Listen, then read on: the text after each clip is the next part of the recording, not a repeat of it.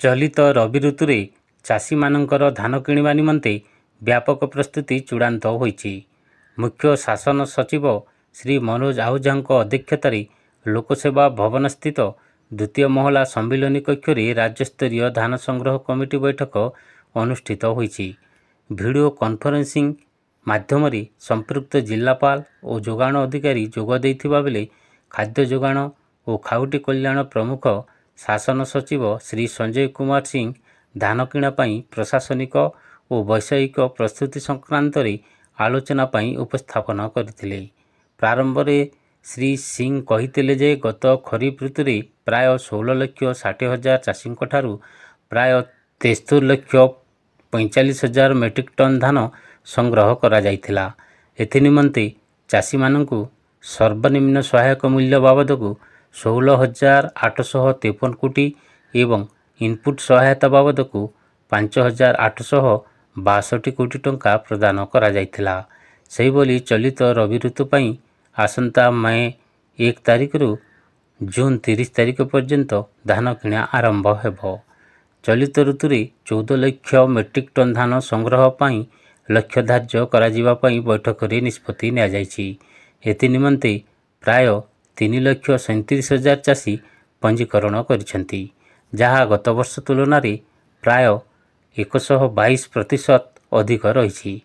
चलित वर्ष कंधमाल सुंदरगढ़ और भद्रक जिलूर नूतन भाव धान किणा आरंभ होउथिबा बेले रवि ऋतु रे मोट 20टी जिले में 965टी प्राथमिक कृषि समवाय समिति माध्यम धान किणा हेबो। एथिमध्यरे 200टी स्वयं सहायक गोष्ठी यही प्रक्रिया सामिल होइछन्ति। सही बोली योग्य चाषी धान किणारू वंचित नुहंती सेतिप्रति यथेष्ट ध्यान देवा पई मुख्य शासन सचिव श्री मनोज आहूजा विभागीय अधिकारी एवं जिलापाल मानकु निर्देश दैछन्ति। ओडिशा महाकाश उपयोग केन्द्र द्वारा उपग्रह जरिया धान जमीर उत्तोलित फोटो और डिजिटल शस्य सर्वेक्षण को व्यवहार करी चाषी मानकु टोकन प्रदान करा जाउथिबारु श्री आहूजा खुशी व्यक्त करथिले। प्रत्येक मंडी रे नोडाल ऑफिसर और 3 रु 4टी मंडी को नहीं सुपरवाइजर नियुक्ति तुरंत करने को से निर्देश देथिले। सही बोली मंडी मॉनिटरिंग आप माध्यम रे सेमानंकर पंजीकरण करबा पई बैठक रे आलोचना होइतिला। चाषी माने मंडी रे धान विक्रय करी सुखद अनुभव नहीं पारिबे एवं धान किणा संपर्कित अभियोग गुड़िक प्रति स्वतंत्र ध्यान देवाकू बैठक रे निष्पत्ति होइछि। खरीफ भली चलित रवि ऋतु में धान क्विंटाल पिछा 2300 टंका और इनपुट सहायता बाबद को 800 टंका भाव मोट 3100 टंका धान किणार 48 घंटा मध्य चाषी अकाउंट को सीधा सलख भाव प्रदान कराजिबो।